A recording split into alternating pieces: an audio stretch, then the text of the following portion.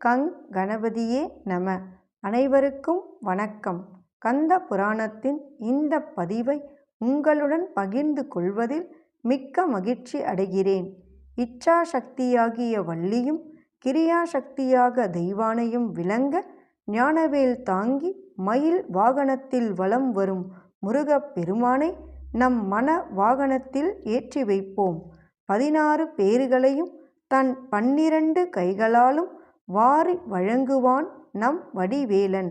கந்த புராணம் 7 உபதேச காண்டம். அதில் 11 திருநீற்றின் ஆற்றல். அதன் தொடர்ச்சி.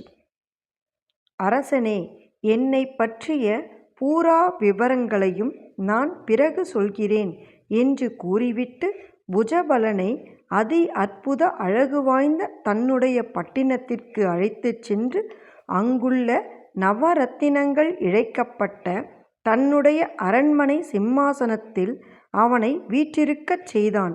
பிறகு நல்லதொரு முகூர்த்த நேரத்தில் நல்ல லக்னத்தில் மங்கள வாத்தியங்களின் முழக்கங்களோடு நகரத்து மக்கள் புடைசூழ அரசன் புஜபலனுக்கு திருநீற்றினால் பட்டங்கட்டி, அரசே, இப்போது என்னை பற்றிய வரலாற்றை உன்னிடம் தெரிவிக்கிறேன் என்று கூறத் தொடங்கினான். முன்பொரு சமயம் மேற்கு திசைக்கு அதிபதியான வருணனாக நான் இருந்தேன். அப்போது கடலின் நடுவேயுள்ள அசுரர்களாலும் ராட்சர்களாலும் நான் மிகவும் இம்சைப்படுத்தப்பட்டு அளவு கடந்த கதி கலக்கம் கொண்டு தேவேந்திரனை நாடிச் சென்றேன். இந்திரனே, சமுத்திரத்திலுள்ள பாவிகளான ராட்சசர்களும் அசுரர்களும் உலகத்தையே அவதிப்படுத்தி கொண்டு திரிகிறார்கள். என்னுடைய இருப்பிடத்தையும் அவர்கள் சூழ்ந்து கொண்டிருப்பதால் என்னால் அங்கு செல்ல முடியவில்லை என்று தேவேந்திரனிடம் நான் கூறி முறையிட்டு அவனுடன் அங்கேயே தங்கியிருந்து வந்தேன். அச்சமயத்தில் சிறந்த தவசீலரான அகஸ்திய முனிவர் அங்கு வந்தார். அவரை தேவேந்திரன் முகமலர்ச்சியோடு வரவேற்று உபசரித்து அர்க்கியம் பாத்தியம் முதலான உபசாரங்களால் அம்முனிவரை வணங்கி வழிபட்டு அவரை சிறந்ததொரு ஆசனத்திலும் அமரச் செய்தான். அதே சமயத்தில் நாரத முனிவரும் அங்கு வருகை தந்தார். அவரையும் தேவேந்திரன் தகுந்த மரியாதைகளோடு வரவேற்று உபசரித்து அவருக்கும் சிறந்த ஆசனமளித்து அமரச் செய்தான். நாரதரும் தம்முடைய ஆசனத்தில் அமர்ந்து கொண்டு, அகஸ்திய முனிவரே, தேவேந்திரனே, நான் இப்போது பூலோகத்தில் சில வினோத நிகழ்ச்சிகளை கண்டுவிட்டு அதை பற்றி உங்களிடம் தெரிவிப்பதற்காக இங்கே விரைந்து வந்திருக்கிறேன் என்று அவற்றை பற்றி கூறத் தொடங்கினார். காஷ்மீர தேசத்தின் அரசனான வஜ்ரதேகி என்ற புகழ்வாய்ந்த அரசனிடம் கல்வி கேள்விகளில் சிறிதும் நாட்டமில்லாத சுதர்மன் என்னும் ஒரு புரோகிதன் இருந்தான். அவன் சிறிதும் கல்வி ஞானம் இல்லாமலிருப்பதைக் கண்ணுற்ற அரசன் அவனை நோக்கி, புரோகிதனே, அந்தணர்களுக்கு அலங்காரமாக விளங்கும் கல்வி அறிவை நீர் ஏன் கற்கவில்லை?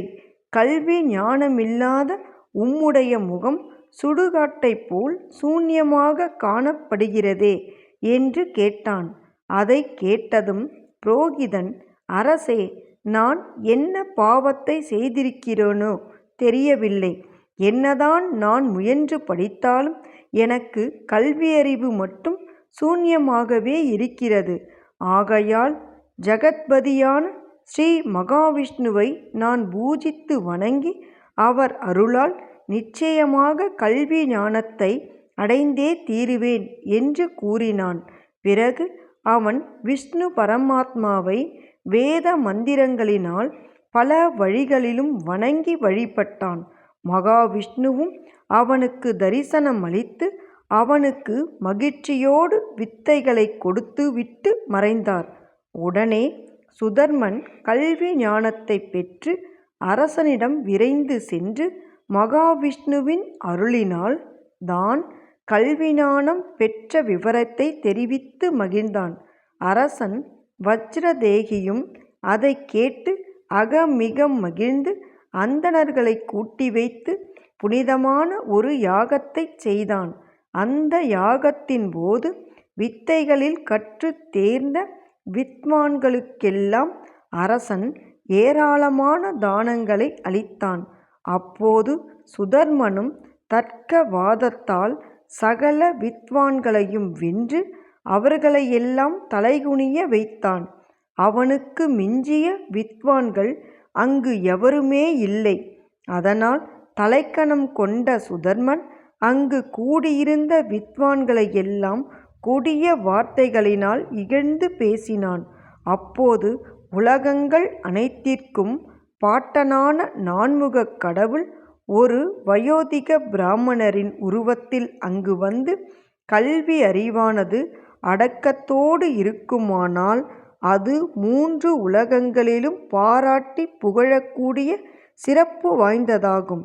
ஆனால் அடக்கமில்லாத கல்வியறிவோ எல்லா மக்களாலும் இழிவாக கருதப்படவே செய்கிறது. ஆகையால் சிறந்த வித்வானாகிய நீ இங்கு கூடியிருக்கும் மற்ற பண்டிதர்களையெல்லாம் சிறிதும் அவமதித்து பேசவே கூடாது. ஏனென்றால் பிறவியிலிருந்தே பண்டிதனாக இருக்கும் தன்மை படைத்தவன் இந்த உலகத்தில் ஒருவருமே இருக்க முடியாது என்று கூறினார். அதை கேட்டதும் சுதர்மன் அளவு கடந்த கோபத்தோடு, ஏய் கிழவனே, உன்னுடைய கல்வி ஞானத்தை நீ இங்கே காட்ட வேண்டிய தேவையே இல்லை. மேலும் இந்த சபையில் கூடியிருக்கும் அனைவரும் கல்வி ஞானம் இல்லாதவர்கள். அவர்களுக்கு புத்திசாலித்தனமும் கிடையாது. அவர்களோடு ஒருவனாக சேர்ந்திருக்கும் நீயும் சந்தேகமில்லாமல் ஒரு முட்டாள்தான். வீணான திமிர் கொண்டிருக்கும் உதவாக்கரை கிழவனான உனக்கு என்னதான் தெரிந்திருக்க முடியும் என்று இகழ்ச்சியாக கூறினான். உடனே நான்முக பிரம்மா கோபாவேசம் கொப்பளிக்க தம் வயோதிக அந்தண வேடத்திலிருந்து உருமாறி 4 முகங்களோடு கூடிய தம் சுய உருவத்தில் அங்கு காட்சியளித்தார்.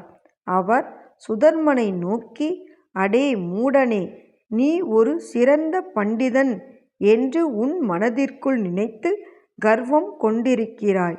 அதனால் உனக்கு புத்தி கற்பிக்க விரும்பியே நான் இங்கு வந்தேன்.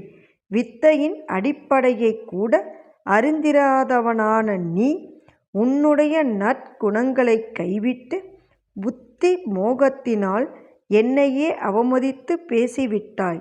ஆகையால் பாபமே உருவான துராத்மாவான உன்னுடைய நாக்கானது அசைவற்று போகக் கடவதாக என்று சபித்துவிட்டு அங்கிருந்து சட்டென்று மறைந்து விட்டார்.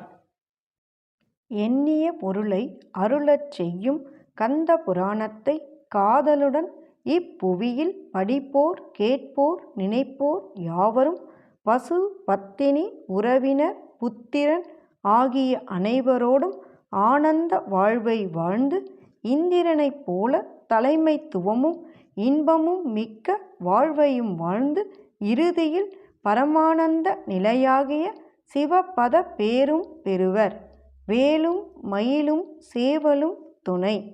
கந்த புராணத்தின் தொடர்ச்சியை தொடர்ந்து கேட்க நமது ஆர்கேஎன் காலம் சேனலை சப்ஸ்கிரைப் செய்து பெல் ஐகானையும் கிளிக் செய்யுங்க. இந்த பதிவினை நமது ஆன்மீக அன்பர்கள் அனைவருக்கும் மற்றும் புராணங்களை கேட்க விரும்புபவர்களுக்கும் ஷேர் செய்யுங்க. பிடித்திருந்தா மறக்காம லைக் பண்ணுங்க, கமெண்ட் பண்ணுங்க. தொடர்ந்து கேட்பவர்கள் அனைவருக்கும் எனது மனமார்ந்த நன்றி. நாளையும் வருவான் நமது வடிவேலன்.